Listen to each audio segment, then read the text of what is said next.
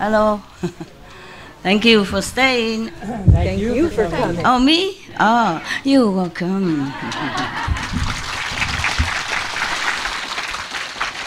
Korea? All gone home. Korean monk gone home, huh? Okay. Korean no monk, less busy. Where are the Korean? Korean still here? Oh, are you behind there now? Yeah. You have no work? How come the monks has to go and the lay people will stay? No, normally the monks have less work, right? Yeah, I mean, of course, taking care of temples and all that. Yeah, but sometimes they have to do some ceremony, right? Like for the dead people, the live people, and whoever.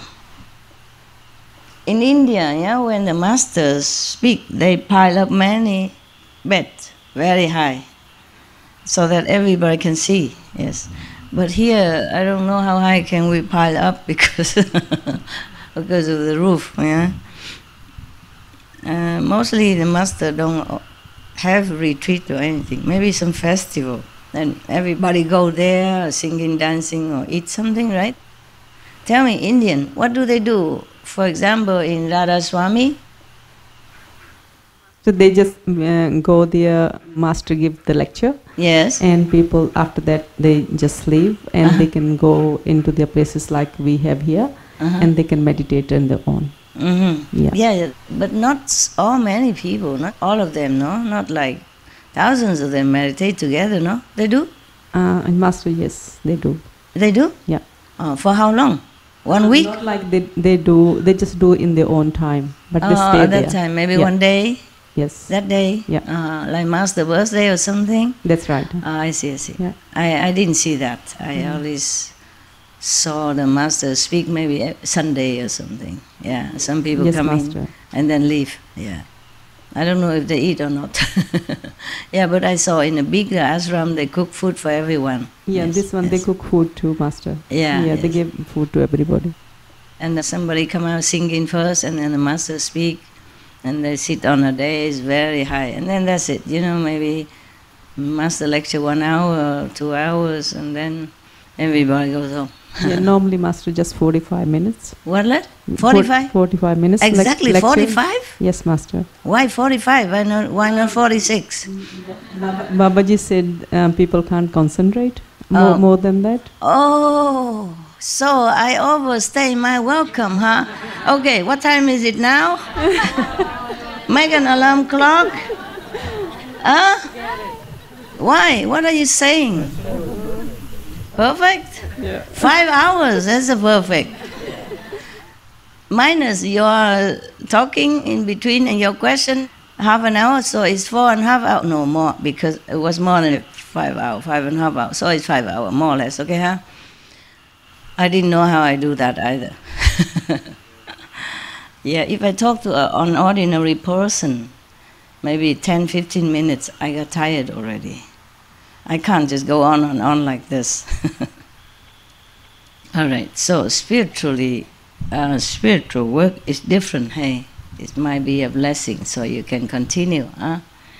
And you have a marathon, you have marathon ears, right?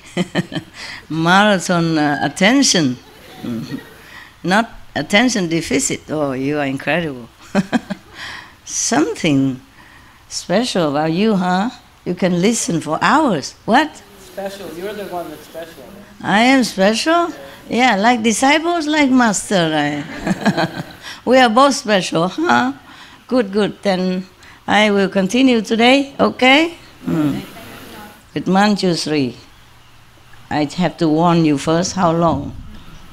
Whoa. 8 pages long. Poetry. Kind of verses, yeah?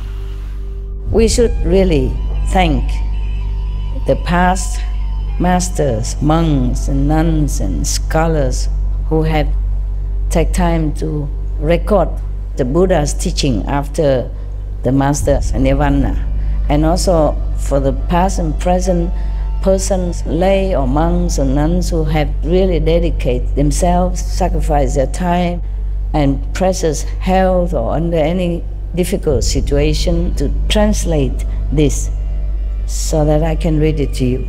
And we have to thank them. And may they be blessed forever by all the Buddhas, past, present, and future. May their merit be immense. May they be liberated forever. Thank you.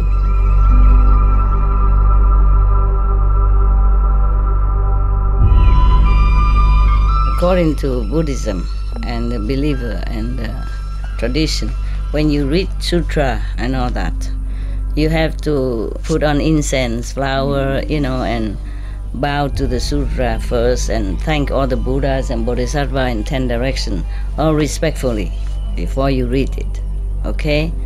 And then you cover the Sutra also with silk or, beautiful cloth, and I just make it more popular.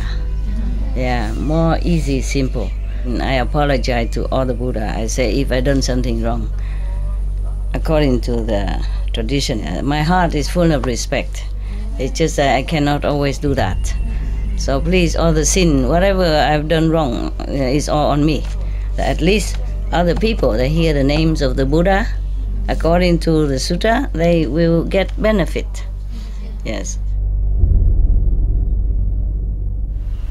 So now, because yesterday, remember, the Buddha said that he wanted to cause Ananda to become enlightened. So he asked Manjushri, contemplate all the 25 arhats, irreversible arhats, non-returnable bodhisattva that told you 25 methods. Could you explain it to Anand and the assembly in the beings after my extinction, after my nirvana? Which expedient door is the best? Most suitable. They're all very good. The Buddha praised them all as very good vehicle for enlightenment because they all became enlightened, became arhat or bodhisattva through their learned methods, even from aeons ago. Give them this strength to continue until this day when Buddha Sakyamuni came into the world, and then they continue to practice and to be of help in his time. So they are all very good methods. Yeah? The Buddha didn't say, oh, this method no good, that method is inferior. No, he praised them. Remember? I read it again. The Buddha said that you should now contemplate these 25 great bodhisattva and arhats, their method as well, who are beyond learning already. They're liberated. They don't need any worldly explanation in order to resolve to become a saint anymore. They all know everything. They already finished with their learning. They already attained arhatship or bodhisattvaship. Each has explained the initial expedient in his accomplishment of the way. All say they have cultivated to true and actual perfect penetration. Their cultivation is equal without distinctions of superior and inferior or earlier or later. All good. Yes. So now because he wants Ananda to be enlightened quicker. So you see, Ananda have been with the Buddha all this time. He has not taught him Kuan Yin method. And you came from nowhere. I don't even know where you live, what you do, which daughter and son's house you belong to. You get initiation almost right away, okay? Now because I'm not running around the world, so they have to purify themselves and study a little bit of the teaching so that they know why they want to be initiated. So be sure that liberation is what they seek, not any worldly power or magical ability or fame and fortune stuff. I guess you are luckier than Anand. See, only now I wish to cause Ananda to become enlightened. Poor Ananda, serving the Buddha all this time, and still hasn't got the main method, okay, the good one. he wasn't enlightened. That's why he said, the Buddha said, I want to cause Ananda to become enlightened. Ananda wasn't enlightened at all at that point, and been with Buddha all this time, stay next to him, memorize so many discourses and miracles that happen within the assembly, within the followers of the Buddha. Imagine that. So intellectual cleverness or sharp faculty of memory mean nothing. But we have to thank the Reverend Ananda for all this. Okay? Yeah. He remembered most of this. Maybe he was jotting down then. Maybe he had learned shorthand. Because we don't have any machine at that time. So he must have been good. And he remembered that. Either he wrote it down while listening, or he remembered and wrote down later, or tell someone else to do it. You see that? So we have to thank him. Always, because first I have heard, mean Anand wrote like that. Mean I have heard Buddha say this, say that. Yes, always the same. That means it's from Ananda. Wow, he is great. That's why they call him memory number one. Okay, and Manjushri is wisdom number one. He has very great wisdom when he was with the Buddha. Of course, he practiced many kalpas as the sands of the Ganges River. So you guys, so good memory, number one. You remember everything. You know everything. Okay, so now the Buddha asked Manjushri, because he is a prince, the Dharma prince. Now when you wise or you practice superiorly, then the Buddha would call you like a Dharma prince, or the assembly would give you such title. Just like I'm giving the title Supreme Master, yeah? I was told to have that title. Everything fall into the places now. After all this year, you can see everything fall into places, right? Why I do this, why I have that name, why I have this name, and why Qinghai and not anything else. You understand all that? Everything is like a puzzle and fit perfectly now into a big picture. Remember when I went to lecture, somebody asked you, why you call yourself or let your disciple call you Supreme Master? I just feel natural, it's me. So I say, why not? I'm the Supreme Master. I didn't mean arrogant or anything. I just felt like it's natural like that. It's the way it is, you see. Otherwise, I would have been shy to say, oh, I don't know, people call me like that, never mind. But no, I just feel natural. I didn't feel proud or anything. Just feel like your name is Sonia.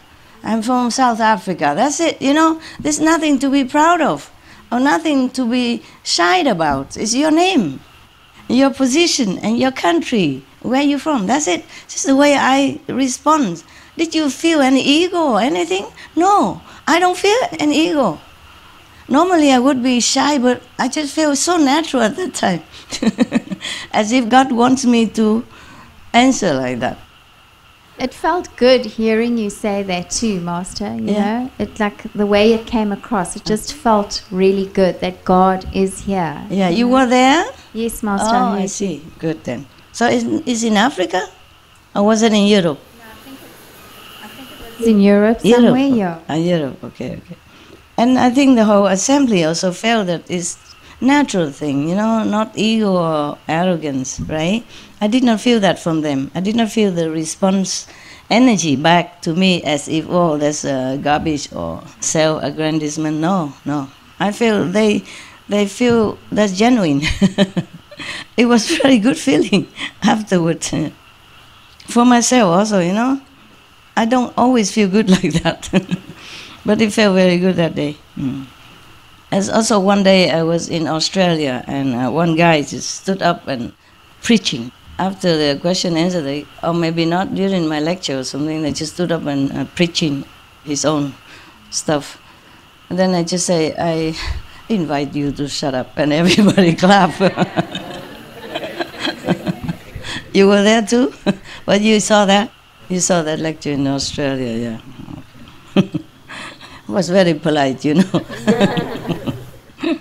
I'm very gentle to other people, because it's not my job to carve them into anything useful. Not yet. Maybe later. Maybe when they became disciples. Yes. If I want to carve a piece of shapeless wood into something beautiful and useful, then we have to work on it, no? Detailedly, carving. But don't get carved. It's kind of painful for the ego, okay? We don't need so many carved wood statues. I'm also tired of carving, okay? Now you grow up, all right? You learn something higher and accept it and assimilate it, okay? Good for your energy, good for your being, huh? So, Dharma Prince Manjushri, receiving the Buddha's compassionate instruction, arose from his seat, bowed at the Buddha's feet, and, basing himself on the Buddha's awesome spirit, spoke verses to the Buddha. Oh, I'm sure he's a Dharma Prince. He's really number one wisdom. Look, spontaneously he composed verses. Of course, it's translated different, but if it is original, it must be very rhyming and easy to remember. You see all that? Truly, immediately, spontaneously, a poem was born out of Manjushri wisdom. Is that wonderful? Yes. All right, I read now. I hope I don't have a long calendar because he's the God of wisdom. He's a Bodhisattva wisdom. Maybe he's very clear. And especially we have already heard so many explanations, a lot of calendar before already from Kuan Yin Bodhisattva and my humble self. Maybe we don't need any more, and then you can rest early. Thank you for the chapati and the samosa. Very good. I ate only half of it, half of the samosa, because you make it big, whoa, generous. And I share with the ghost. They like it. They also thank you. But I eat more later, okay? I just didn't have time. I just quickly make a few pieces, and then so that I can give the rest to the ghost. But I will enjoy later when I'm really hungry, okay? I'm really hungry. Mostly I cannot. Hope you like it, Master. Thank you. I will like it. Long time no see. How not like? Okay. Yes. And also the curry you made also. The chickpeas curry. Who made? Master. Oh, yes. Yeah. I combined it with the samosa. Tastes delicious. Okay, but I didn't have time. I have to sign, correct many paperworks. Yeah, before I came down.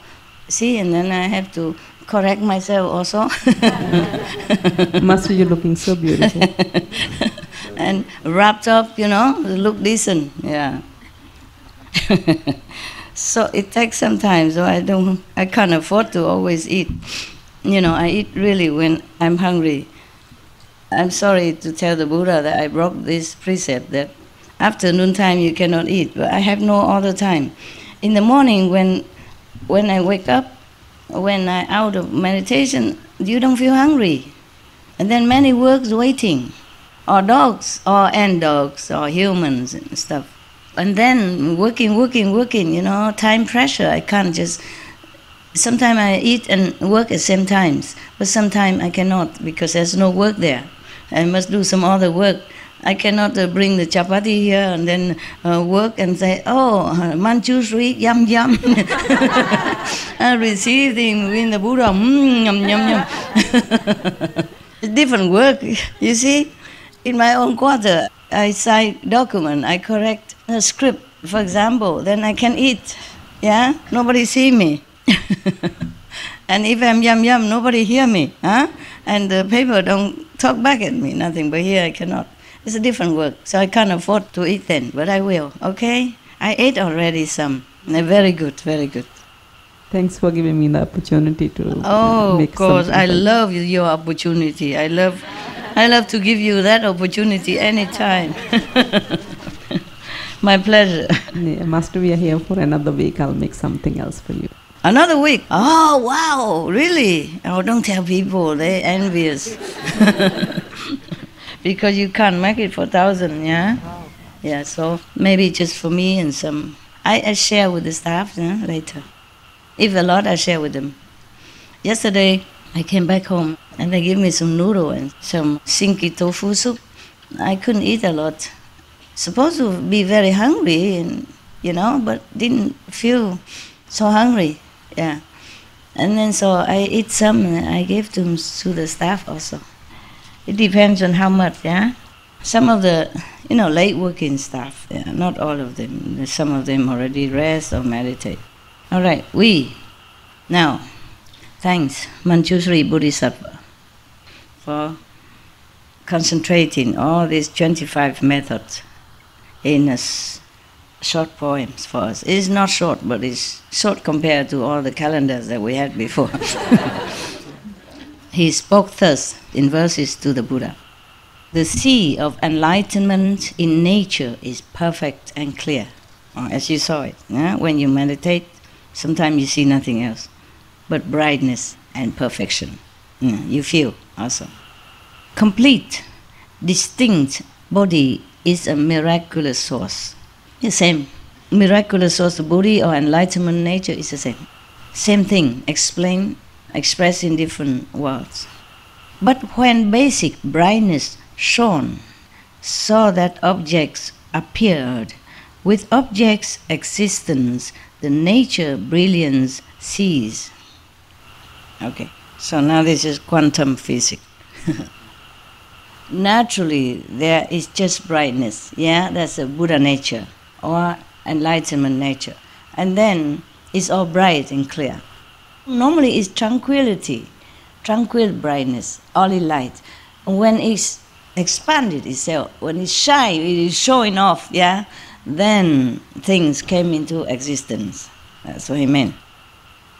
But then, when all the shyness became the existence, then the brightness ceased, the brilliance ceased. Meaning, once the brightness enter into some form, then you don't see that brilliance outside anymore. I mean, the reality of brightness anymore. Therefore, you see, you have light inside you. It's proved when you meditate, you see it. Oh, maybe not sometimes, yeah, but okay, it's proven, yeah. So inside you, you have light. Otherwise, where do you find it? Huh?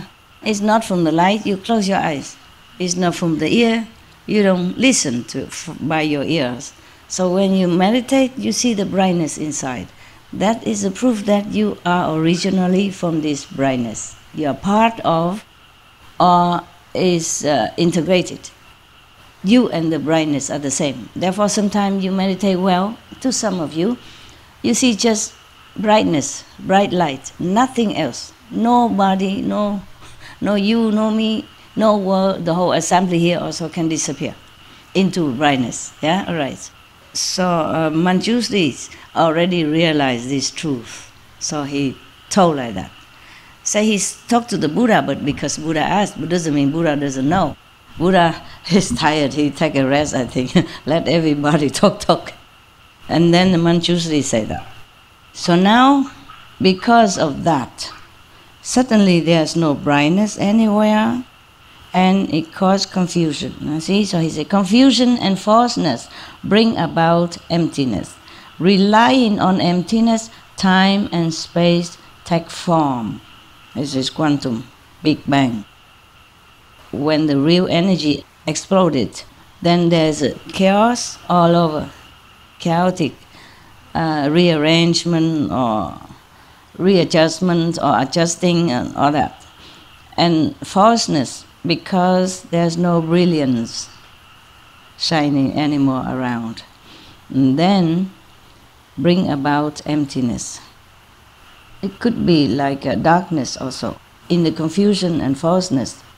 If you're not a Buddha anymore, if you're not in the Buddha's state of mind, if all beings has become confused, therefore there's emptiness that arises from that confusion and a wrong concept. And relying on emptiness, time and space take form. See, originally there's no time, no space. So just like when you meditate or when you're happy, time passes so quick. There's not actually this time at all. Time is just relative terms, but we're so used to it. So we work at 8 hours, we sleep 7, 8 hours, We eat about 1 hour, everything we count like, oh, an hour, time and this. And then because of the emptiness, time and space are born. Thought settles, the thought of being settle, making countries and land. What knows and feels becomes living beings. After the movement of the energy, whatever can discriminate become thoughts. And after the thoughts are born, it's settled, it's settled here and there, and manifest into countries and lands. So all things born from thoughts. It's not an ordinary thought, it's probably thoughts from one of the creative source, okay? From one of the creative energy. It's saying thoughts, but it could be like just movement of energy. Understand the collision of energy, the resettlement of position in the universe after the shining forth of the original brightness or brilliance, okay? I mean after the explosion. The scientists call it Big Bang then, huh? All right. And after that, whatever energy that still can move and can interact with each other become like a thought. Just like energy, it can move things. So we can call that is a thought or thinking. Because thought here is not like we're thinking in our mind now, but it's something higher, from the energy interaction with each other are born mountains and countries and lands. What knows and feels become living beings. Whatever has not become countries or lands or mountain, which has feeling, which has some recognition of some kind, become living beings. Like, okay, the big explosion, and then here one piece become a country, another energy settle into mountains, other energy settle into lands, flat lands, and some other energy settle into some kind of just whatever settle, that energy settle into some form of movement which knows and which feels. Because sentient beings, you see, that's why sentient beings, we are one of those sentient beings that is born from this energy, brilliance energy that settle in different places. When it settle into this form, we become a sentient beings. The one that can know and feel becomes sentient being. The one that cannot recognize, meaning like the mountain, okay? It might know something, but different. Not the knowing of the physical existence. The mountain may know some other thing that we don't know, okay? But they don't know the taste of the bread that you eat. They don't feel the emotion of romantic love that you do, okay? Whoever can know many things from the physical existence and can feel from the interaction with others around, other living, moving beings, these are living beings. If you can know, you can feel, then you are counted as sentient or living being, all right? The emptiness created within great enlightenment is like a single bubble in all the sea. Lands like fine dust motes, subject to outflows, all come forth out of empty space. Within this emptiness, after all the confusion and chaos, after the explosion, then confusion, and then arise the emptiness. The emptiness is still within the great original enlightenment, the original brilliance, okay? Even though it is have a lot of being in it and different shape and form, but we are still within the enlightenment original, the brightness with the light, anyway. But the emptiness is also created out of enlightenment also. And then the emptiness creates more things. The enlightenment, brightness, the original body nature creates the emptiness, after the chaos. And then the emptiness creates other things. The emptiness is just like a bubble a single bubble in all the sea. But then the lands that created are like fine dust motes, subject to outflows, and all come forth out of empty space. They just come from nowhere. Lands and sea originally is like dust. Yeah, even lands are not really settled yet. You know, they are still very maybe soft and hollows and spongy type, like dust, not set. Actually, the scientists describe them as gas, you know.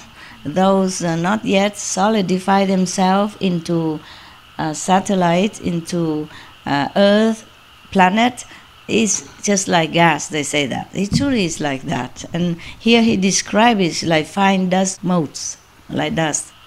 Probably not yet completely solidified. He defined the beginning of the world. He tells us how the world is formed.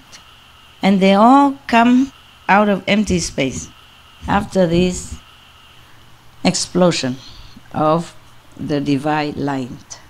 Just as the bubble burst, space is no longer there. How much the less the three states of being. He says, suppose this emptiness within all the sea, the single bubble in the sea, if it bursts, then there's no space. You see, we are created within this emptiness, yeah? But the emptiness is described here just as a bubble in the sea. When the bubble bursts forth, then there's no space anymore. If we have a balloon, yeah, then inside we have space, empty space. But if the balloon gone, disappear, there's no space. But we are illusionary living in this kind of bubble. And we have space, we have time. But if the bubble bursts, then we cannot find any space anymore. How would we even count time? That's what he meant, okay? Even less the three states of being, meaning the physical, the astral, and the causal. The thinking ability, the creative ability of the astral level, and the physical level as a human. All right. So when the bubble bursts, when the emptiness no longer there, then we don't have anything. Our being's gone also. Returning to the source, the nature is not two. Many are the entrances through experience. None of them does the sagely nature fail to go through. Compliant or adverse, or is expedient. First resolve and enter in samadhi. Come slow or fast, as there are different norms. He means if you want to return to your original self, the source, the nature is not two. I guess whether we or the source, they are the same. It's just we make it different. Okay, so the nature are not two. We or the source are the same. We or the enlightenment Buddha nature are the same. Just we are confined in this, or with false thinking. Many are entrances through experience, meaning you can go back to nature, back to your source, through many different doors, meaning many 84,000 methods, I guess that. So, none of them does the sagely nature fail to go through, meaning any of them, through any door, any sagely nature can penetrate. No big deal, no problem. Not any of the expedient door they can go through. Mean you can use any of them in order to go back to your original self. Compliant or adverse or expedient, I mean it's just convenient method to go back to yourself. First you resolve and enter in samadhi. Come slow or fast, as there are different norms. First of all, you must determine, okay, to follow the way, and then you must do all you can to enter samadhi. And then you can either slow or fast, depends on your own resolve, and also depends on different kind of method and yourself also. Form and thought combined become the dust. Their essence is not discernible. How can one use what lacks clarity and expect to gain perfect penetration? We came from dust, from nothing, so it's a form and thought, even combined, is a dust anyway. So their essence is not discernible. You cannot even find the essence of your own form, the real form and the real thought. Where from? Where they are? What are they? You cannot see it. You cannot touch. You cannot grasp it. Yeah, you cannot explain it. You cannot analyze it. So how can? What he means is anything you rely on form or mental power, thought, there's nothing there for you to rely on. So he say, how can one use those which lack clarity and expect to gain perfect penetration? Because many of the bodhisattva beforehand, they say they use the touch or the water or whatever. So he say any form, anything has form or mental quality is dust, is nothing. You cannot rely on them. They're not reliable for you to have a perfect concentration. If you cannot concentrate well, then you cannot enter samadhi. That's what he meant. My calendar says so. He explained all that. He explained from the beginning of our worldly existence already how we came to materialize. It came only from emptiness, from nothing. And the thought also came from nothing. And the body, the form also came from emptiness. Therefore, he say like that first before he analyze which method is okay, which is not. So he said, now, he beginning to analyze the surrounding sound, not the inner sound, not the inner vibration, but the sounds around us. The talking, because one of the bodhisattvas say he heard the Buddha say things, and because of the voice, he contemplated on that, he became enlightened. So he say now, in sound, language is intermingled. But the meaning in a word, a name, a phrase is such that no single one can include them all. How can this bring perfect penetration? He say that even if you heard a word or even any sound, it cannot include the whole sounds in the universe, as well as the whole sound of the world. So one sound only cannot represent all. So you cannot use that to penetrate deeply into the nature of all-inclusive brightness. That's what he meant, enlightenment. Okay. And then now he say another one. That's the sound, the voice that he attacked already. No, he said no already. He asked a question, but he mean no. You see, how can this bring perfect penetration? He asked so that the assembly know that it's a no-no. Because if they answer, of course not, then they know this is a no. He is very polite. He didn't say, this is not good, not like your very straight master. No, that's no, get lost. He is very polite. He said, how can this? As if he don't know, you know. He give all the fact, and then he said, how can this be? Of course, the assembly will have to agree. No, that's not. Well, he didn't say anything. He didn't criticize nothing. All right, next one. Awareness of smells comes through contact with them. Apart from them, one does not know that they exist. Since sensation of them is not constant, how can one reach perfect penetration? Oh, it's really a poem. See that? Since sensation of them is not constant, how can one reach perfect penetration? All right.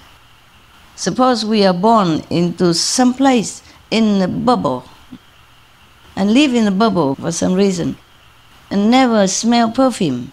So how can we even know perfume exists? How can we even smell that fragrance? That's what he meant. So rely on smell is a what? No. Yeah. But he didn't say no. He said, how can? If you don't ever know the smell, you don't even know them exist. So he meant no.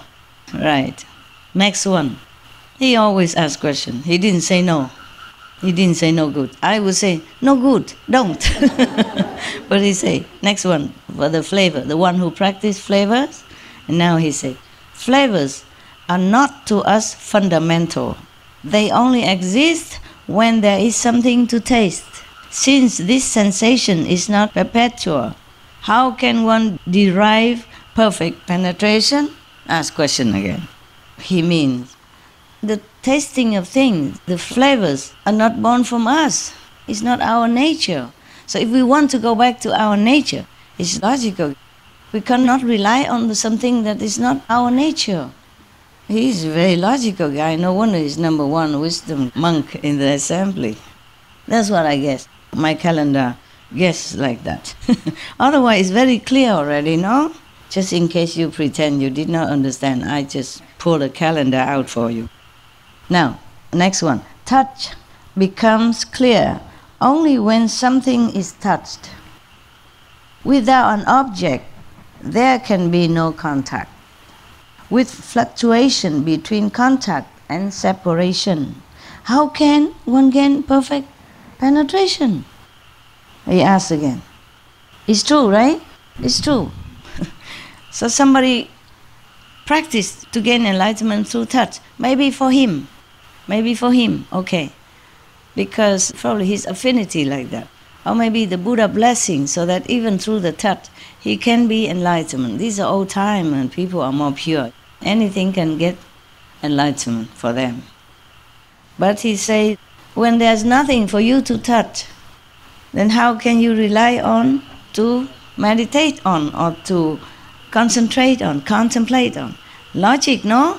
So this is a method to rely on touch is a... No. Wow. You know everything. What for I sit here?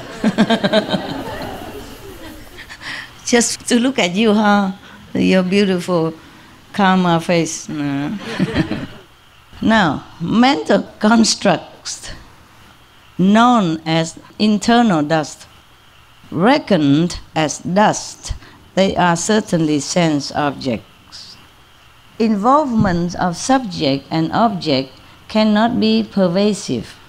How then can they lead to perfect penetration? Similar. You understand already or not? Or do I have to pull out the calendar? No. You got?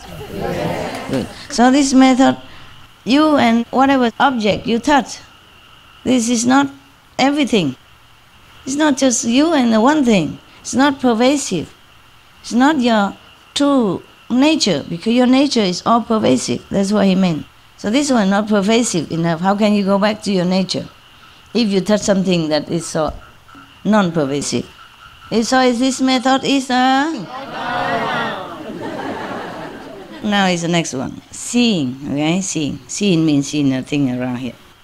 Although seeing itself is clear and penetrating, making bright what is before one, it cannot shine behind, ever reaching only half the four directions, only in front.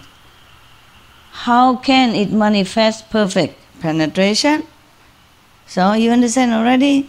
Some people just concentrate on one object in front, like a crystal, looking at crystal. How can it be all inclusive? So this is a method of seeing things, to concentrate in one thing in front of you is a... Wow, very enlightened indeed. Okay, now, on the breath. The nose breath penetrates in and out, but in the rest between there is no air. When you don't breathe in, or between the in and out, there's no air. So these interruptions render it inconsistent. Oh, this guy is very articulate. How can one use it for perfect penetration? So is this a yes or a no? No. Really know that it's no, or you just say because everybody... We were at the breath, right? Okay, so now is the tongue. The tongue is not an organ apart from cause. I mean, it's just from cause and effect. Just created out of the condition at that time, after the Big Bang, after the explosion of light, of the energy, of brilliant energy, of powerful energy, that sparkle into light. Light is also energy, in different form. So he said the tongue is not an organ apart from cause. Flavors form the source of its sensation. When flavors cease, it knows nothing at all. How can it attain perfect penetration? So, if the tongue don't taste any flavor, then there's nothing there for you to contemplate on. So using the tongue, which rely on the flavors to know enlightenment, like the medicine man, is it yes, yes or no, no? Actually, this is the time for these medicine kings to be enlightened. Their time is ripened. It's not because of their tongue or because of the flavors of the medicine. It's the Buddha right there. They were touching and administrating some ointment or something to him. And at that time the Buddha just relaxed and then blessed them. Nobody else is sharing the blessing, only two of them. With the Buddha alone. And the Buddha was grateful and comfortable. Don't think the Buddha is not grateful, okay? The Buddha is grateful. All the Buddha, Bodhisattva, they are grateful when they should be grateful. Yeah? So he feels comfortable, and of course he feels thankful to his two disciples. So the blessing comes out. Not that the Buddha direct the blessing, it's just automatically. The rapport between them. Plus, these two medicine men has practiced eons of kalpas, as many as the senses in the Ganges rivers. God, I thought you don't know that much, but I am wrong. I'm very pleased with your catching up and memory. Now, next one. It is the same for the body as for objects of touch. Neither can be regarded as a perfect awareness with defined and limited invisible divisions. How can it be used for perfect penetration? Somebody is contemplating on the sensation of the body or something before to got to do with the body. So he say the body and or something that is interact with it is not be regarded as a perfect awareness because it's only limited. Only the body and something touching it, yeah, or feeling, making it feeling, yeah. Like you feel hot or you feel cold with your body, only this limited self and physical sensation. So he say, how can it be perfect penetration to go anywhere, yeah, to go up? So using the body for meditation is a yes, yes or? All right. Now, he talked about the mind's knowledge, mean the knowledge of our worldly learning, yeah? Okay. The mind knowledge is a mass of deliberations. What it perceives is never profound insight, unable to get beyond reflection and thought. How can it reveal perfect penetration? Deliberation. It's just like whatever you know by the mind, is it just some time of a mental gymnast, arguing back and forth, analyzing, just thinking only. It's a mass of deliberation. You know, whatever you want to take in, you take in, and sometimes people push it in for you, a brainwashing. It never can perceive anything that is inside. The inside knowledge is different from the outside knowledge. So he said it can never penetrate the profound insight with T, insight. So the thing the mind collect and call it knowledge is the thing from outside with D. So completely different. He say that's this perceiving from the mind, it can never get beyond reflection and thought even. The original thought that makes the universe, that makes the world.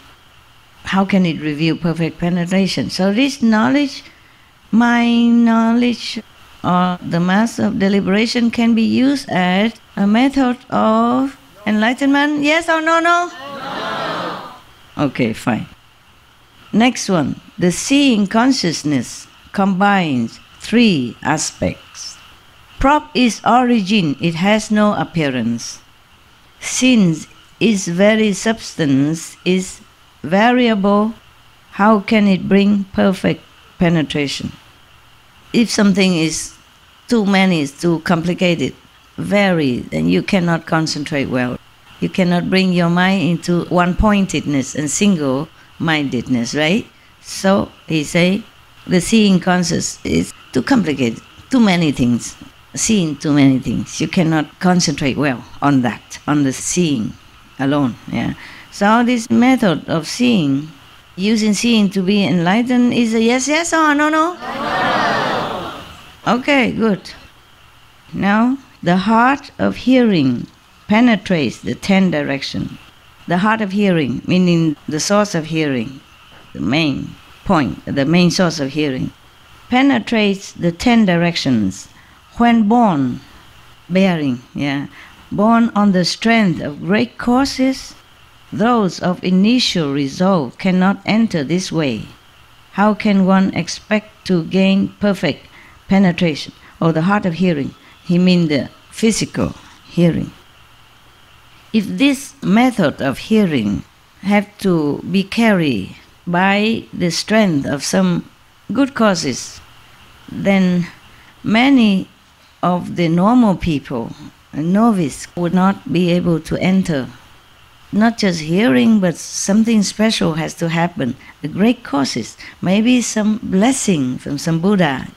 Therefore, normally the normal people, the lay people, the beginners can never enter, can never use this.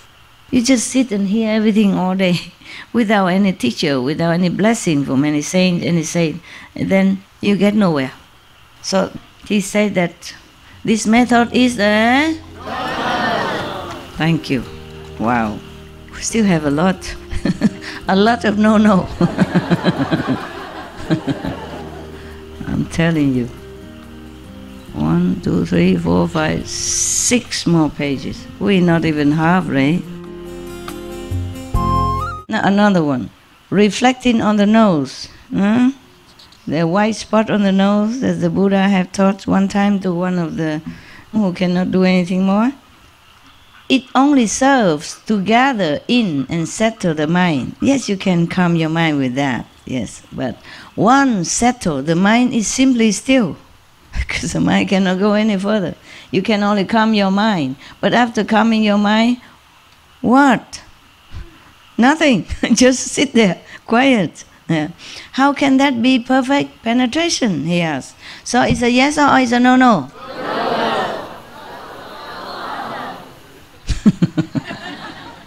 They're waiting for translation. If I ask you, then you can say no already. No need translation. It's the same stuff. Same stuff with every other method. Speaking Dharma through the medium of language is enlightened too by those of former accomplishment. But words and phrases are not free from outflows, from defects. How can this make perfect penetration? Because some of the Bodhisattvas say he listened to some Buddha's Dharma, and then he became enlightened. But this only because he is already been practicing from Kalpa past, as many as there are sands in the Ganges river. Yeah, so his time is up, you see? His time is already right. So he just listened to one more sentence, then he became enlightened. But that is not because of the sentences or the words, because he said the words or phrases are subject to defect. Yeah? Therefore, it cannot be a perfect method for concentration.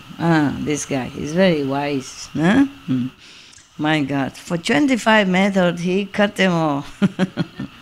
Now, yeah, just like you remember the 6th Zen patriarch Wenang, he heard only one sentence from the Diamond Sutra.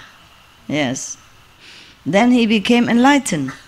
And then he went to seek for initiation and further guidance from a true perfect master.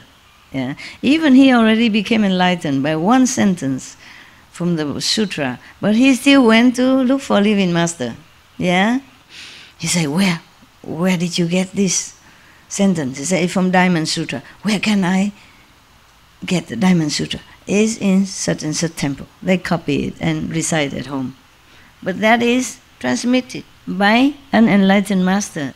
The 5th patriarch It's not just like from anybody. It's not the sutra alone will make you become enlightened. Huh?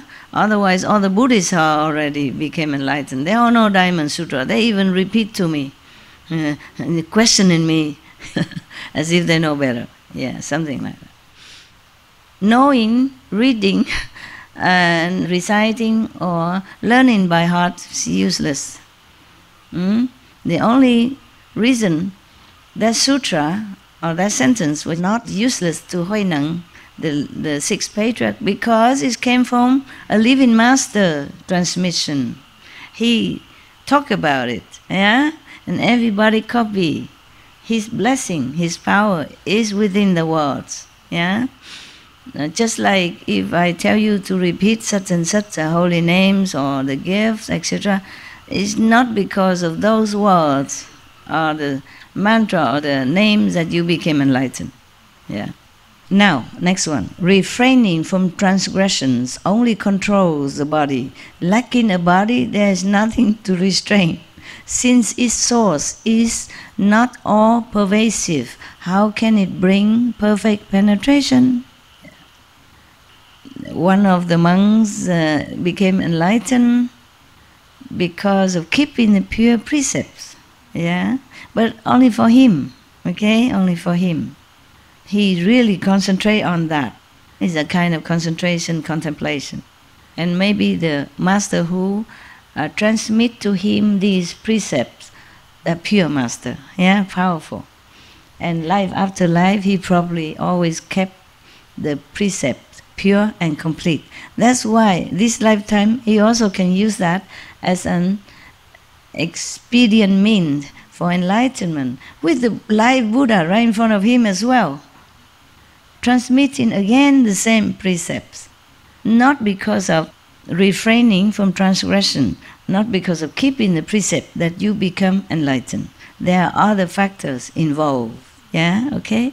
So he said, you need the body, because if you don't have the body, then you don't have to keep the precepts even. You can. What for? Huh? The precept for the monks is that to control your body so that you don't do this and that harmful things. Yeah? For inconvenience for others and for yourself or harming others. But if you don't have the body, you don't exist. Do you have to keep any, even 5 precepts? No. I cannot tell nobody here, the air, don't kill, don't lie, don't steal. Huh? I cannot tell the air like that. Nobody here. What for I tell that? So he said that this is a... No. Right. Inconvenient. I mean, not proper for anybody, for all the people to practice. Yeah. But for that monk, it was his method to gain the initial enlightenment, yeah, or the arhatship. Now, spiritual penetrations are based on past causes. I don't know why they say spiritual penetrations. What connection have they with distinguishing mental constructs? Conditioned thought is not apart from things. How can one attain perfect penetration? I don't remember what is that. But whatever it is, no, yes. We have to go back to, the past method explained clearly. So now, the next one, one may contemplate the nature of earth, but it is firm and solid, not penetrable. What is conditioned is not the sagely nature. How can one use it for perfect penetration? You keep asking. What is conditioned? Yeah, meaning whatever exists because of some conditions to cause it or to manifest it, to materialize it. It's not our true nature.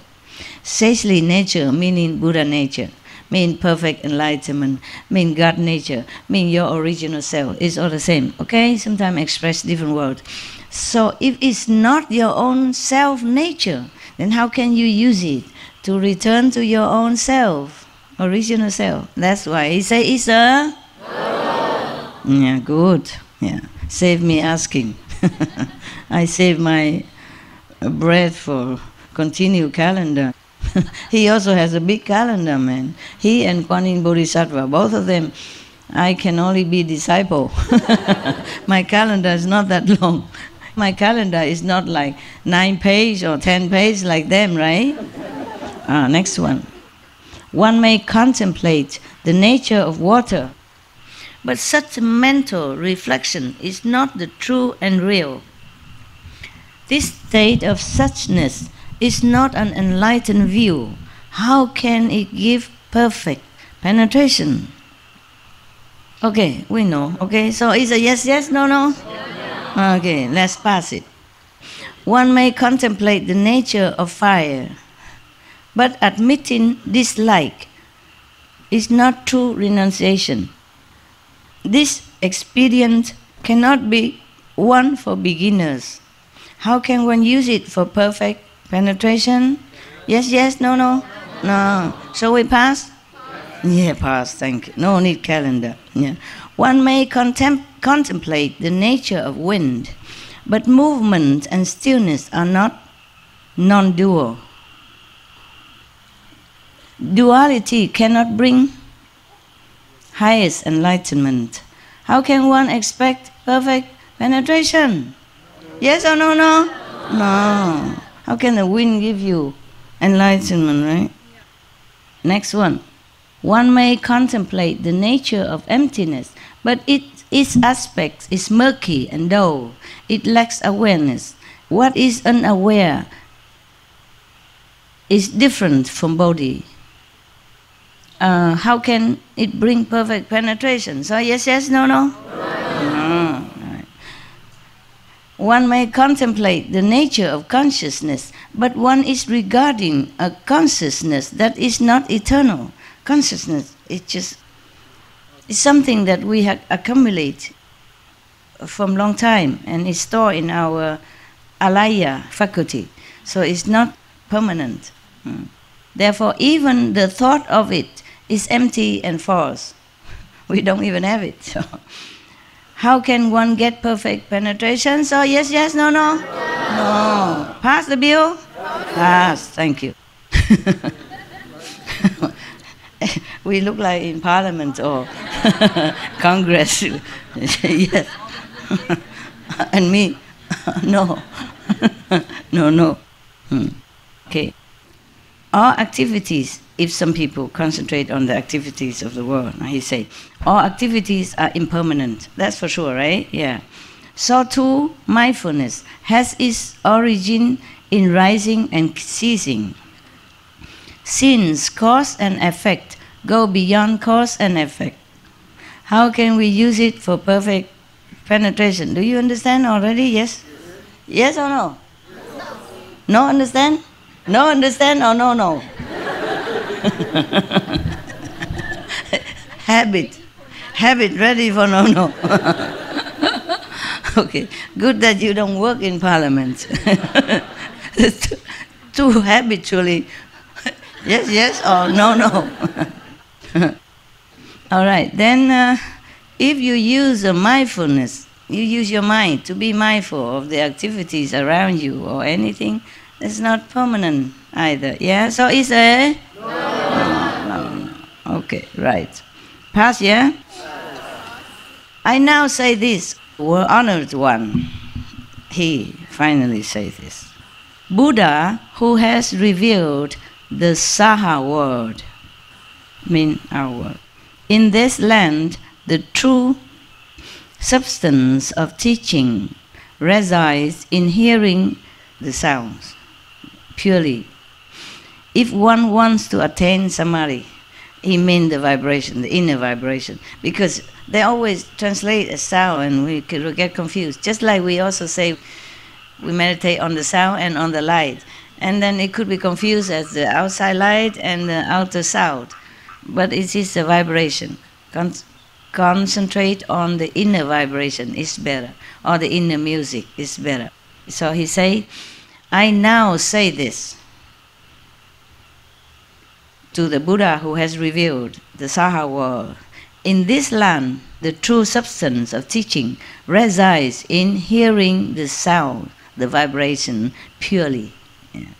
If one wants to attain samadhi, hearing the inner sound is the best way to enter the inner world, to enter the path. That's what he meant. Apart from suffering, liberation is found. How excellent is he who contemplates the sounds, the sounds. Now, he say, if you contemplate on this sound, you will be apart from suffering. You will be liberated, yes. Throughout kalpas as numerous as Ganges sand, he enters Buddha's lands, as many as fine dust motes. Obtaining great power of self-mastery, he bestows fearlessness on living beings.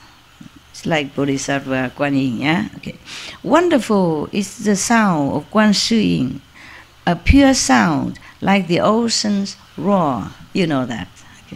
You know the inside ocean roar, right? He saves the world and brings peace to all within it. He has transcended the world, and his attainment is eternal. Wow. He praising. Yeah. I now make this report, thus come one, regarding what Kuan Yin has just explained. It is like someone in a quiet place when drums are rolled throughout the 10 directions, hearing at once the sounds from all 10 places. This, then, is the actual true perfection. If you hear that inside, as if it's from all over you, everywhere also. As if you hear actual drum or ocean, right, with you, in front of you. The eyes cannot see through solid forms. Mouth and nose are such the same. He condensed the report now, So he said the eyes. You see, that's why meditating on the light alone is not enough. You must do the sound. I keep telling you that, no? Yes. At home, use a bell or something to remind people to do more sound, Maybe 1 hour after light, then bang, then everybody wake up, and then do some sound. It's good for you, good for everything. And even the energy will come back into you also, not wasting. Got that? You feel not just spiritually endowed, but physically informed. That's French. It's French. Informed means you're strong. That's French. It means you're strong. Je suis informé. I'm healthy. So you cannot say that in English. Physically also strong. Healthy. Right. So he say the eyes cannot see through solid form if you use it. Normally people use the eyes to see something, and to concentrate on the light or something, but even then it's not enough. Not to talk about the inner light is different, of course. But when you concentrate on something, even using the eyes, you can also see something, maybe, The sounds, these sounds, the inner sound, can be heard even through solid walls. Of course, you stay inside your little room, or door closed, but you still can hear things. It's not from any music instrument nearby. It's the original, universal sound. So he say, one can listen to things both near and far. None of the other 5 organs can match this.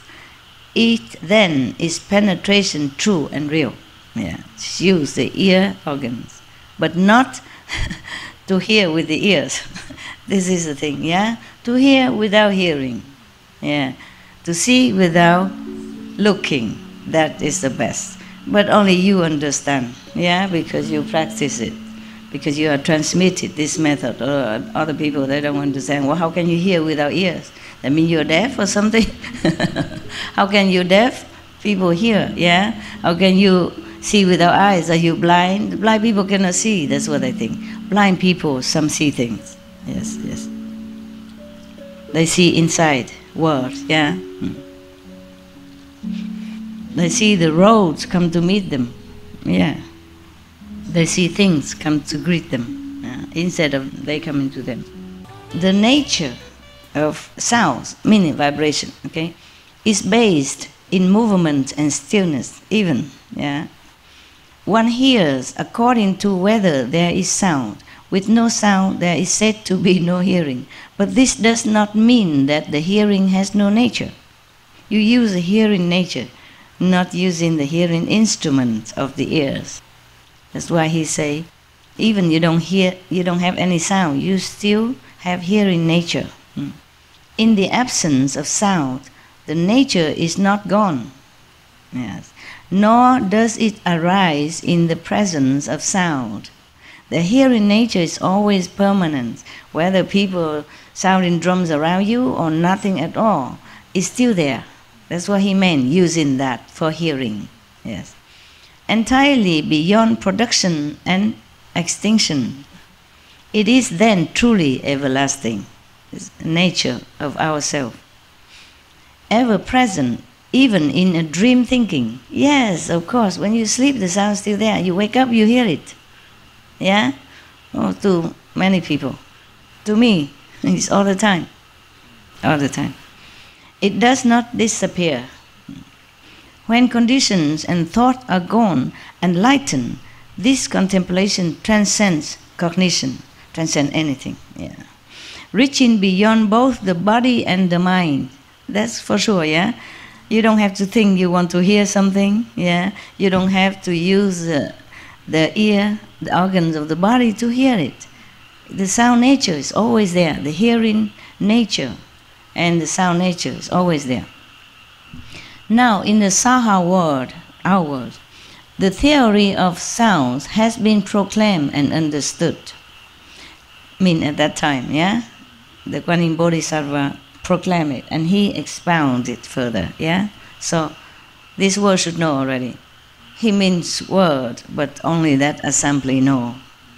Or disciple of the Buddha, perhaps, afterward. Even Ananda did not know this. And many other in the assembly did not know this.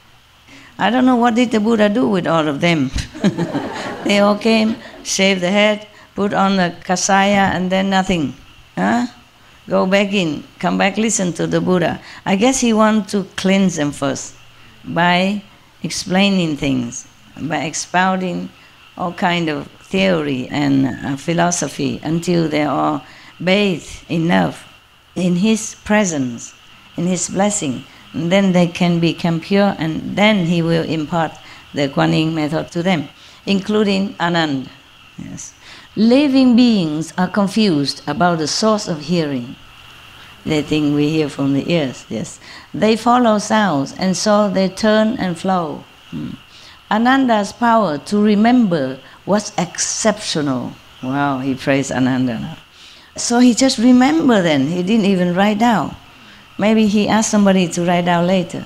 Yes, well, incredible. If I ask you to remember everything I said today, with comma and periods, huh? You remember? No, no, yes, yes. Don't worry, join the club, I don't remember.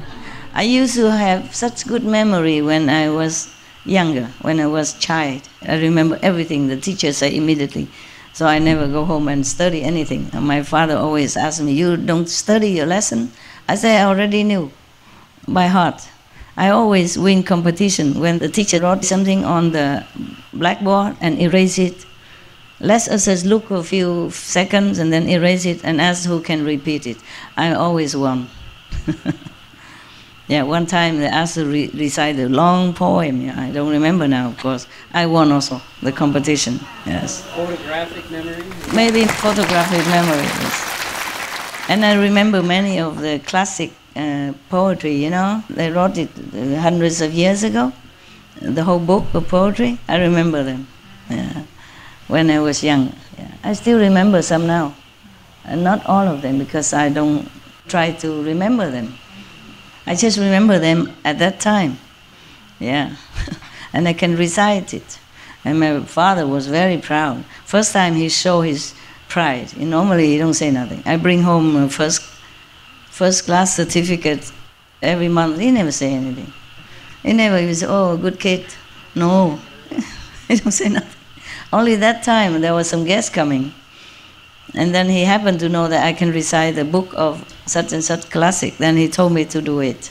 And everybody was so, then he feel, there's something. If I recite to him alone, probably he say nothing. A man of very little word. Sandwich has become sand. All right. You see, if the people, he meant that the sentient beings, the humans in this world, they just follow outside sounds. So they turn and flow, meaning they keep returning in the cycle of migration all the time. Yeah, they turn and flow. Yeah. Ananda's power to remember was exceptional. Nonetheless, he fell prey to a deviant plot. He was a victim of the Brahma mantra, recited by a beautiful artisan. Okay, he fell. That's why he says, you see, Ananda, with beautiful, exceptional memory capacity, still fell to the trap. She sat in that trap, waiting for him for a long time, like a spider web, waiting for him. That day he came back in at her door. Then he fell immediately. He said, was it not because of heat in the sounds that he was nearly lost? He's hearing, he's following the sound of the mantra she was reciting, and drawing him to her. Because his ears were outward. He's hearing the enchanting voice singing this mantra from that woman. If he did not hear it, he wouldn't have followed inside into her room. Yeah, okay? So by turning back the flow, one will make no such mistake. Well, I doubt it though, with your capacity. Looking for new boyfriends so many years. You don't do enough Kuan Yin, that's why I keep telling you, you have to do it. The Kuan Yin is very important for you, yeah? For your peace also, for your peace of mind, for your peace and family, and in the world, okay? Must always do Kuan Yin. From now on, every retreat, during meditation, people have to sound the little bell, okay? There is a small Buddhist bell, we can bang, very light, but you can hear it. If not, just go right to the ears of the not in parliamentary member, bang. Okay. You see that? Huh? He said using the ears, following the ears, perception is no, okay? So now he said, Ananda, now he said to Ananda personally, Ananda, you should listen attentively. I rely upon the Buddha's awesome power in describing to you the Vajra king, a samadhi inconceivable of likeness to illusions. It is the true mother of all Buddhas. He said that because the Buddhas bless him, he can explain all this to Ananda. He's very humble. No? He didn't say, I know all this, now I teach you. He said, rely on Buddha's blessing and power. I can explain this to you. I tell you, this is a king, the Vajra king of method. It's nothing like anything in this illusion world. Yeah? It is a true mother of all Buddhas even. From this Kuan Yin method, all Buddhas were born. Or Buddha became Buddha because of Kuan Yin method. Okay? So you may hear the secret Dharma doors, mean method, of Buddhas as numerous as motes of dust, but without first renouncing desire and outflows. You may amass learning, but you will still make mistakes. He said you can hear many methods, 84,000 for example, as many as motes of dust. The many methods, or as many Buddha as dust, you cannot even count. Most of dust in this world, you cannot even count. just as much as Ganges sense. Yeah, okay. Therefore, but even then, you can amass learning. You may know the theory, you may remember all the Buddha's lecture, but you still fall. You still fail in your effort to become Arhat or Bodhisattva or Buddha. Yeah, so you concentrate on learning to uphold the Buddha's Dharma, the Buddha's teaching. Dharma means teaching. Why don't you listen to your own hearing? You keep listening to Buddha lecture. Why don't you listen to your own? Find your own hearing nature. Hearing does not spontaneously arise because of sound. It gets its name. But when hearing returns and is free of sound, what does one call that which is set free? He asked Anand. Yeah. As soon as one sense organ returns to the source, the entire 6 organs are liberated. So, using the hearing organs, the true hearing organs, you can liberate all other 6 organs. For example, the eyes, which always attracted to the scenery or outside beauty in the world. Yeah, the taste attached to good flavor, good food. The tongue, for example, the nose like to smell fragrant thing. So all attached to outside illusionary charm and forget the true nature of hearing, of seeing, tasting. That's why I taught you seeing without your eyes. I told you to close your eyes, and your seeing true nature will see the true things, the true scenery, true teaching. Yeah, hear the true teaching. You have to forsake the ears, but use your hearing, the true hearing nature to hear it. Then it will cleanse you. It will penetrate your beings with all the truthful substance. Then you will return to the truth. Yeah, one way or another, one day or another. Yeah, that's what it is. Just use the hearings enough to liberate your beings, because your beings mostly are bound to these 6 sense organs. Yeah. Oh, you recognize yourself because you see yourself in the mirror. You're attached to the beautiful girl because you look at her, or the handsome man because you see him. If you don't see it, or you're blind, you wouldn't feel that guy handsome whether or not he has hair or lost it, or whether he think he's handsome or not think he's handsome. All right, sight and hearing are like an illusory covering, the triple rim, a vision of flowers in space. He say, your eyes that you use to see things, or your ears that you use to hear things, are illusionary, cover, even cover you, to cover. Or like the triple rim, or a vision of flowers in space, which is not real.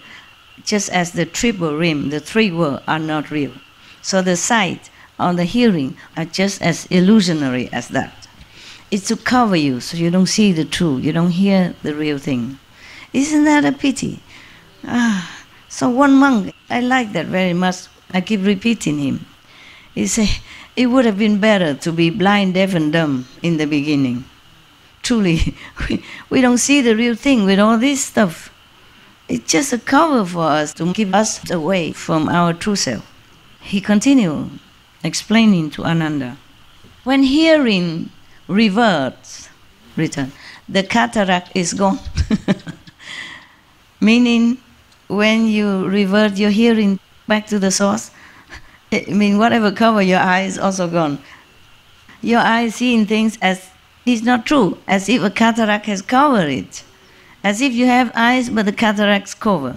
It's the same. So when you even use the hearing power, the true hearing organ, then even your eyes will be also bright. It will return to normal again. Okay? Yeah. As if your eyes return to normal, because it frees the eyes also. The real seeing nature. So the dust gives way to pure and perfect insight. Insight. When purity is ultimate, the light is penetrating. a stillness shines and includes within it all of emptiness. I mean, the whole universe, you can know it. You see, when everything's still, through the meditation of the real sound, the real vibration, then you encompass the whole universe then. The whole emptiness is the whole universe, because from emptiness the whole universe sprung out. Remember that? Yeah. Looking at the world from this point of view, now your cataract is gone, you look with this point of view, everything that happens is just like a dream. Truly like that. I really try to forget very hard this realization in order to sit with you, talk to you, and teaching people. Because if I always remember my realization, this is all illusion, I don't want to do anything anymore. I feel it's a waste of time doing anything. But you still don't know that. I mean, many of you or the world don't know that. So I just have to blind myself, stuff my ears in order to do what I am doing now. Really. Sometimes it's hard. Sometimes it's hard for me. Yeah? To close myself, lock myself in this physical body, to be one of you. Sometimes very hard, yes. Sometimes I could cry. I could cry. Like you are a free person again, you have to go back in prison for no reason. Locked in there, yeah? What? Oh, they're thanking me. You're welcome. Yeah, okay. No. Of course, it's a pleasure at the same time, knowing that I can do something, not just crying over you or for you, but can do something to help you, to awaken yourself. It's just hard to blind yourself and walk when you have your perfect eyes. Okay? Yes. He continued to say, everything after your ears are cultivated, return to original source, then your real eyes is open again, clear again. You see from this point of view, everything is illusion. Everything is illusionary. Everything is a dream. And he continued, Matanji's daughter, the one who seduced him, Matanji's daughter too is part of the dream, who was able then to physically detain you. If he was thus enlightened, as if his eyes are open again, his ears are usable again, then he would see Matanji's daughter, the beautiful artisan, just a part of the dream only. How can a part of a dream even physically detain you in her room? I guess after Ananda fell into her trap, because she recited, they are a magical family, and she recited the highest possible, most powerful mantra that's called Brahma Heaven's mantra. Okay? Nothing can resist. Therefore, Ananda, so determined to be a monk, and so worshipping the Buddha, and loving the Buddha, and loving monk's life, fell. I guess after that, the Buddha feel that it's time to impart it to him, the Kuan Yin method, to protect him. Because if you practice this Kuan Yin method to the full, yeah, then even Matanji's daughter, you will see it as just illusionary figure or dream-like, so you will not be charmed by any mantra, even the most powerful one. You will counteract with that, yeah, and no problem, you will be free. That's what he meant. So that's why the Buddha determined to want Ananda to be enlightened through Kuan Yin method. But before that, he's very democratic. Why does he have to explain so many methods? Ask everybody's opinion before he tell him to learn Kuan Yin method. He's a Buddha. He could just say, Anand, now, learn it. Why did he have to tell so many long calendars? Yeah, and make me talk for 5 hours. The point is, Ananda is extremely intellectual.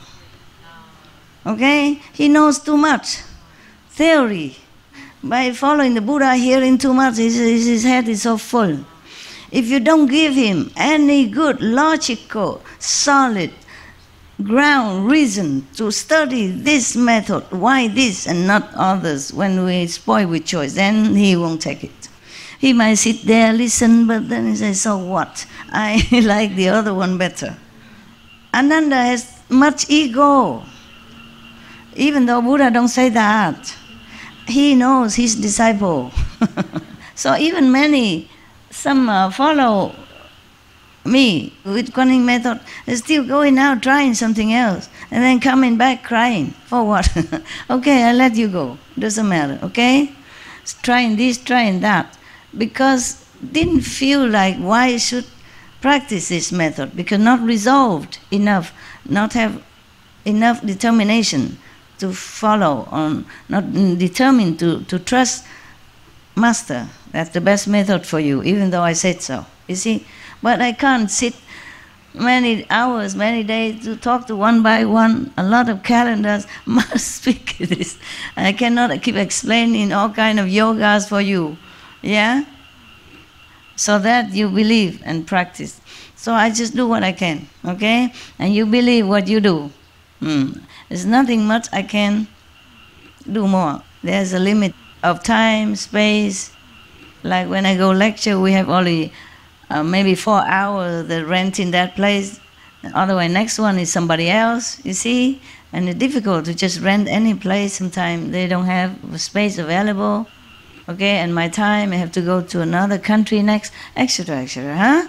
And then when you come here, I cannot always talk about different methods. There were thousands of them. It's just confusing you more. So I do what I can, I tell you what I can, I say I have tried many methods, this is the best. But it's up to you to trust me or not trust me, huh? I can accept you, but you accept what I said or not is a different thing, yeah? I cannot force you. I cannot use a magic power to change your mind, or alter your thinking, or control your thought. I don't do that. I don't do this kind of stuff. Some people say, oh, Master, please change my mind, make me more peaceful, make me more beautiful, make me more thinking positive. I don't do that. I can't. You are an individual with God inside. I don't want to change God. I don't want to control God. You have to find yourself, the real God inside. By controlling anything else, which is un-God, okay? And you find the God. And then you know what it is, okay? If I can control all of your minds, it would be easy. No need doing anything. Sit in my room and search. Send all this controlling power to all directions. All the leaders are under my thumbs. All the warring Mongols are subdued. Understand? No good, right? You are born here to experience what you have to experience. And you have to learn by all your own willpower and intelligence.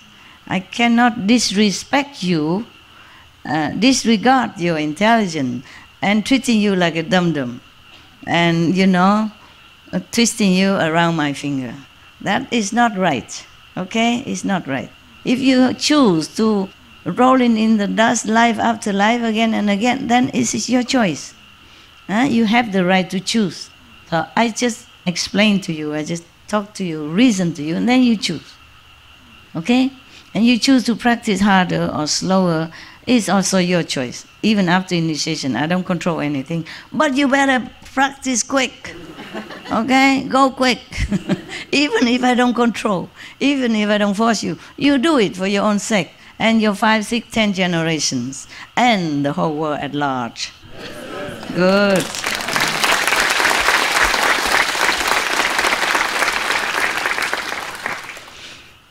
All right, he continue, yeah? So he say, if you are enlightened through the Kuan Yin, if you fully, truly devoted and get full enlightenment through Kuan Yin, then you see everything like a dream. So no one can even touch you. No one can detain you, can seduce you. That's what I mean, okay? So he continued. It is like a puppeteer who plays with shadows and works the dolls to seem as real as people. You know these puppeteer show? Yeah. We have it in every country. Yeah. In Taiwan we have them too. You know, the puppet show before, we have no movies, no video, they play puppeteer. Yeah. And not always easy to get real actors and actresses to always learn the script and play live, so they use puppeteer in between or in different places. Because real good actors and actresses are hard to find anywhere. Not to talk about if they're willing to be actors and actresses even. And not everybody wants to be in the theater business, no? So there's only certain extent of the people who play. Before, we don't have any prompter. They have to learn by heart the whole drama. Imagine that. And then there's not so many actors, you see? And in every region, they have also some actors, yeah? Sometimes they have to go to another region to play. Cannot go the whole country, the whole continent long, nah? Because in the old time, the transportation is not as good as now, okay? Therefore, they use puppet, nah? This since ancient time already. We use all that. Every country have them, yes. And some they make it so good. If you can see it up close. Normally, puppeteers are playing just for a small audience. Not so large audience, because from far you see nothing. The puppets are only small. They cannot make puppets just like real big, then they cannot carry around. But I don't know, they could make big people, right? Other strings, oh, it's that very strong string, right? Strong muscle. Oh, okay, I understand now. So, and works the dolls the same as real as people. Although one sees them move about freely, they are really governed by a set of strings. A set of strings, yeah. Cease operating the control of the strings, then they return to stillness. The entire illusion is without a nature. It's like that, just like the puppet show. The 6 sense organs are also thus. At first, there was one essential brightness, which split into a 6-fold combination. But if one part ceases and returns, all 6 functions will stop as well.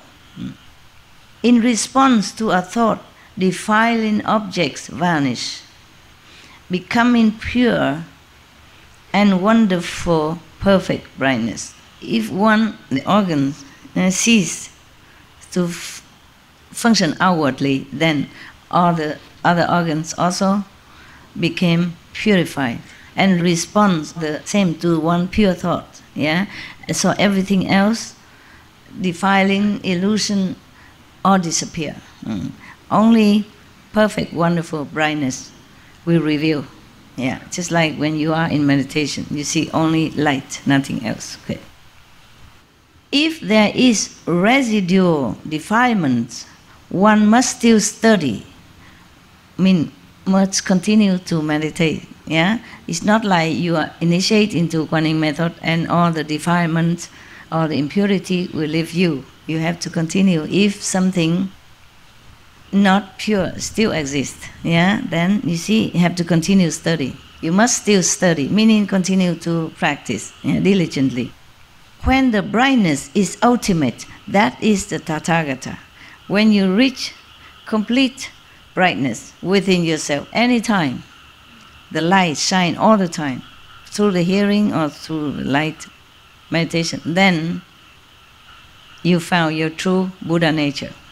The Tathagata, that means Buddha, okay? Then you found your Buddha. Ananda, and everyone in this great assembly, turn yourselves around and revert the hearing. Return the hearing and listen to the self-nature till the nature reaches the supreme way. You do that until you attain the supreme way. That is what perfect penetration really means. It is the gateway enter he means the Kuan Yin method is the gateway for you to come inside, to enter. They just say enter, meaning you go inward instead. To enter the Buddhahood, to enter the true nature, yeah? Okay. By Buddhas, as many as dust motes, this is a gateway that all the Buddhas use to enter, yeah. It is the one path to Nirvana. One path. Wow. Not even there are other paths to enter Nirvana, but one path to enter Nirvana. Are you lucky, guys? Yes.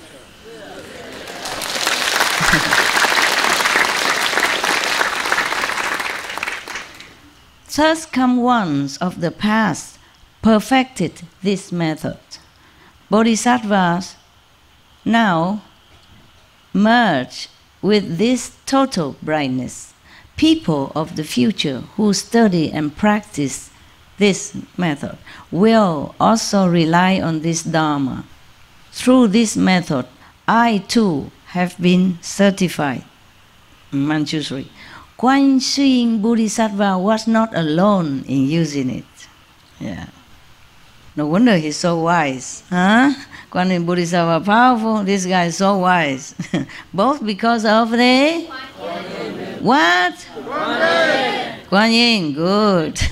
Kuan Yin method. I just tried to see if you have listened. Good, you did. As the Buddha, the world honored one, requested, I choose sincerely a skill in means skillful means, yeah. One, skillful means to save those in the final end who seek to escape the mundane world and perfect the heart of Nirvana, mean going to be Buddha. The best way is to contemplate the sounds, okay? Meditating on the sound of the universe. Yeah, they say the sound of the world, but meaning they don't understand. At that time, they don't say the universe, I guess because they didn't know anything about the universe. The sound of the world, it says it like that, okay? The vibration that we are listening every day, yeah? All the other kinds of experience require the awesome spirit of the Buddha blessing. The Buddha blessing, otherwise not because of the touch, not because of the taste that I get enlightened. The Buddha, their master, blessed them at that time. In some cases, they bring immediate transcendence, yes. But they are not the customary means of practice. Spoken for those of shallow and deep roots alike. He said other convenient methods are good only because the Buddha's blessing at that time, the master blessing. And because of that, it can bring you immediate enlightenment of some sort.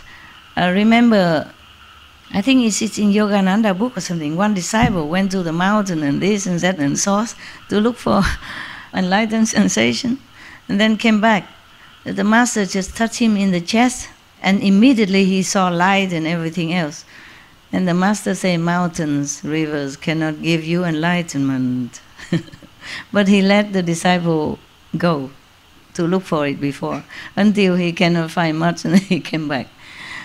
Not just mountains and river, but he seek those hermits, other master who was hiding somewhere in the mountains and somewhere near the river to practice. Yeah, he thinking maybe his master is useless, no good, because he don't find anything while staying with his master for a long time.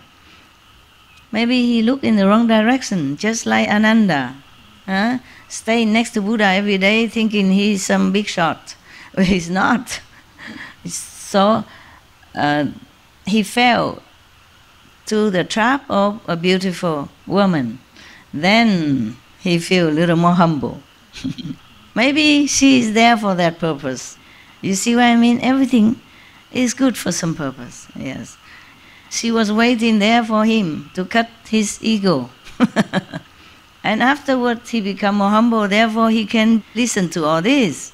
Otherwise maybe he just doesn't feel like, yeah, I know everything already. I listened to Buddha for years. What can you even tell me? My master, the Buddha, I'm with him day in, day out, next to him. But his intellect blocked him from receiving even Buddha blessing. his arrogance lock him inside his ego. So he cannot even get the blessing from Buddha. Lucky the Buddha sent somebody come rescue him, or else he would stay there with the woman, and after a while some little Ananda were born, and then little Matanji born, and then he'd be forever lost, at least for that lifetime. So actually she's good for him. After that, she also followed the Buddha, become a nun, and compete with Ananda, see who is better, who is faster in the path of enlightenment. So the Buddha blessing, the real master blessing power, can bring you immediately awakening. Yeah, some of you also have experience like that, and some chelas from other master also experience that. Okay. So the living master house awesome power inside. Yeah, that's why they seek a living master, not scripture. Yeah, and depends on what you seek. If you seek just to have some exercise, some small spark of light or visionary or anything, just to pass time, or depends on how yearning you are to go home, then you meet what kind of master. Okay? Don't blame any master if they don't teach you Kuan method or don't lead you to the 5th level or complete enlightenment or liberation. And blame yourself. Yes, you don't search hard enough.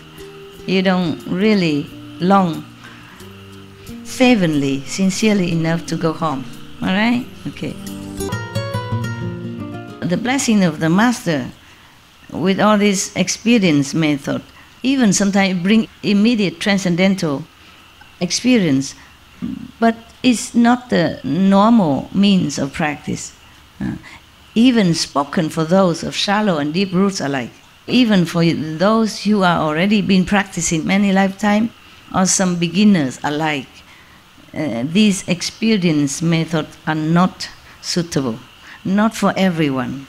Even with the one with deep enlightening yearning root already within them, with deep practicing since many lifetimes already, even for them is still not suitable without the Buddha's blessing. Even with the Buddha blessing, see, Ananda didn't get anything. The 2 medicine men immediately get enlightening experience. The other monks just hear Buddha's voice and then get enlightening. Ananda has been with him, hear his voice every day for years, get nothing. Ananda has been with Buddha for a long time, get nothing. That's why Buddha wants him to be enlightened, to protect him from another seduction somewhere again, because he was very good looking. Yeah, I read somewhere that Buddha forbid him to let his shoulder exposed. Normally the monk at that time they have only a blanket, they cover like that, and one shoulder exposed. And when they want to talk to the Buddha, they also expose one shoulder to show respect, custom. Even then Buddha forbid Ananda to expose anything, even just a shoulder. How can you feel enticed, seduced by a man's shoulder? That I don't understand. But the Buddha must know. He has 500 beautiful women with him. But the Buddha doesn't know. He was a prince, and all his concubines, he don't even need to expose even his nose. They all run after him already. Because his surname is Prince, and Crown Prince even. And everybody want that position, wife of the Crown Prince. So he doesn't need to even expose shoulder, even a nose, he don't need. Ear also don't need. He cover from head to toe, they still run for him. Now maybe he knows all that. Maybe Ananda is exceptionally handsome. A shoulder even cannot be exposed. And even then, the Matanji daughters still run for him. Yeah, practice this mantra just for him, just to seduce him. The best, the most powerful one, that no man can escape. If you want to get a man, this is a very low quality low dignity method. If you have to resort to a mantra to charm a man, then I would feel very embarrassed, shame, guilty. Even if you get him, you will never feel you are loved. Even if he show all the love to you, you would think, it's a special effect. Leftover power from the mantra. You know he didn't love you. You chase him, you trap him, you tricked him. In your heart you never feel satisfied, as a beloved woman. So useless, But this is the thing. This is a drama that unfolds for the Buddha and his monk, so that Ananda become more enlightened, more careful and more humble. And so that this beautiful woman also can become enlightened. She became Arhat, after, So they both have something, something with each other to give and take, to pay and to do something, play this drama. So Manjushri continue speaking. I bow to the ones, the thirst come one. Here he say ones come thirst. It's the same, And the Tripitaka, the Holy Three. And to those inconceivable ones with no outflows, or the saints and sages with no more defects, trusting they will aid those in the future, so that no one will doubt this Dharma door. No one will doubt this method. It is an expedient easy to master. Is it easy for you or not easy? Yes. Kuan Yin method easy or not? Yes or no? Yes. An appropriate teaching for Ananda as well. It's easy to master for Ananda also. And for those immersed in the final age, after the Buddha Nirvana, he say 500 years ago is the Dharma ending age, for his Dharma age, They should cultivate this organ of hearing. But actually also in our time, some years of our time since we're born until recent years, they call it Kali Yuga, means a Dharma ending age. Actually also not just the Buddha's Dharma ending, but Kali Yuga age means Dharma ending age. So we are lucky still have method to practice. We have to thank all the saints, the sages that protect and preserve the lineage of Kuan Yin method up to date. We really are grateful.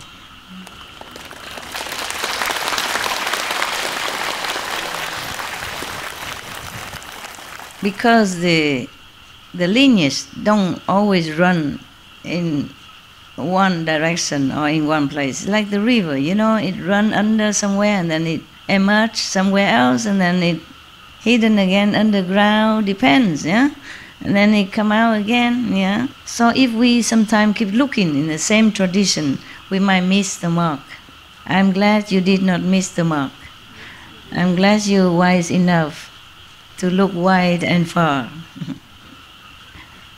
He said that for those immersed in the final age, they should cultivate this organ of hearing, the true hearing, a perfect penetration that surpasses all others. It is the way to the true body. The true mind is a true mind, but I'm worried you mess up with your mind, so I say the true body, true mind. The true mind means the true self, the true enlightening, the true thinking, the really true wisdom of all.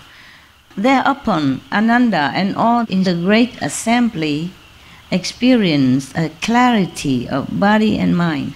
Having attained such profound instruction, they contemplated the Buddha's body and parinirvana like someone who, having traveled far on business, knows that he is on the road home, though he has not returned completely.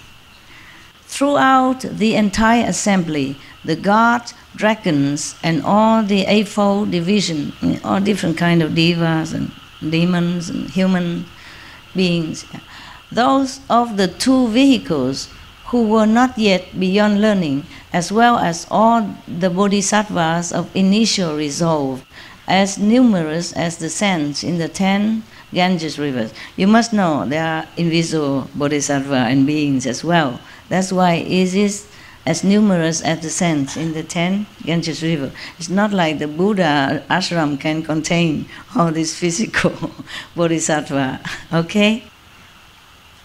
Because his ashram, I think it cannot be bigger than mine here, okay? Yeah. Found their fundamental mind and far removed from dust and defilement, attained the purity of the Dharma eye. Probably they, at that time, everyone see the light then. See the light. No. The bhikkhuni named nature attained a hardship after hearing this verse. Only hearing that, she attained a hardship. And limitless being brought forth a matchless, unequaled, resolved for Anuttara Samyak Sambuddhi, meaning want to become enlightened as Buddha. Yeah. Ananda straightened his robe and then bowed in the midst of the assembly and placed his palms together. The tracks of his mind were perfectly clear, and he felt a mixture of joy and sorrow. His intent was to benefit beings in the future as he made obeisance and said to the Buddha, "Greatly compassionate, world-honored one, I have already awakened and received this teaching for becoming a Buddha," mean Kuan Yin method just now, "and I can cultivate it without the slightest doubt. I have often heard the Third Come One say, 'Save others first, then save yourself.' That is the aspiration of a bodhisattva. Once your own enlightenment is perfect, then you can enlighten others. That is the way the Third Come One responds to the world. Although I am not yet saved, I vow to save all living beings in the Dharma and in age," etc. And then he asked the Buddha how, we see last time, "World-honored one, those living beings will gradually drift away from the Buddha, and there will be as many deviant teachers propounding their methods as there are sands in the Ganges. I want to enable those beings to collect their thoughts and enter Samadhi. How can I cause them to reside peacefully in Bodhimanda, far from the exploit of demons, and be irreversible in their resolve for Buddhi?" Okay? And then the Buddha say, the Buddha will tell us how to be pure. Remember the 5 precepts from then on, yeah? Last time we read already, yeah? I'm not sure if I read all that. Yeah, he did. No? He said, at that time the world-honored one praised Ananda in front of the whole assembly, saying, "Good indeed, how good it is that you have asked how to establish Bodhimanda and to rescue and protect living beings who are sunk in the morass of the final age. Listen well now and I will tell you." And then I read all that, remember? You have to cut away lust and killing thought and all that. Yeah, we read that already, huh? Yeah, so okay then. Up until bhikshu who do not wear silk, who do not wear leather boots, furs or down, etc., and not consume milk, cream or butter, yeah, can truly transcend this world. But must practice also Kuan Yin method. That's what he meant. Because it's better that way. Because Ananda, you see, even though he became a monk already, he didn't wear silk, he didn't wear leather boots. For sure, if the Buddha already instruct this rule in the ashram, he wouldn't wear it. But he still wasn't enlightened. Buddha need to teach him Kuan Yin method. And all the other bhikkhuni and bhikshu also need to learn Kuan Yin method. So Kuan Yin method is awesome. Good, huh? Yes. Okay, thank you.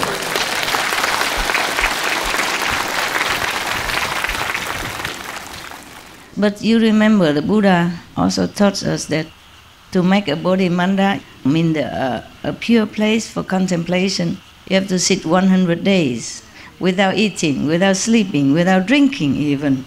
Maybe you can accomplish that, okay, with a firm faith in the Buddha and with a pure master who transmitted to you this pure method, okay, or helping with the Bodhimanda in purity. Otherwise, he say it's useless. And recite this endless mantra that I skip. I did not read it to you because it's translated from Sanskrit, phonetized from Sanskrit. So I wasn't sure whether or not it's useful. It could be useful, but I don't know if you have time to read it. All right, today our calendar ends here. Maybe see you next time.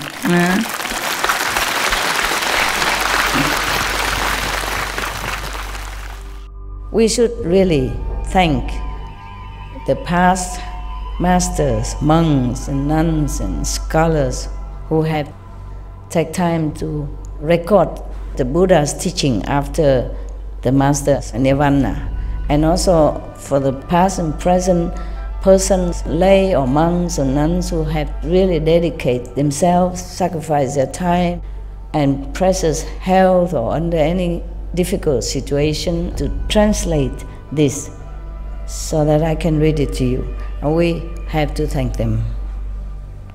And may they be blessed forever by all the Buddhas, past, present, and future. May their merit be immense. May they be liberated forever. Thank you. Ciao! Beautiful people. I like it also. It helps when I speak with the assembly who are more enlightened. So we are more in the same frequency. Is no rubbing anywhere, no friction. But I love you all no matter what, okay?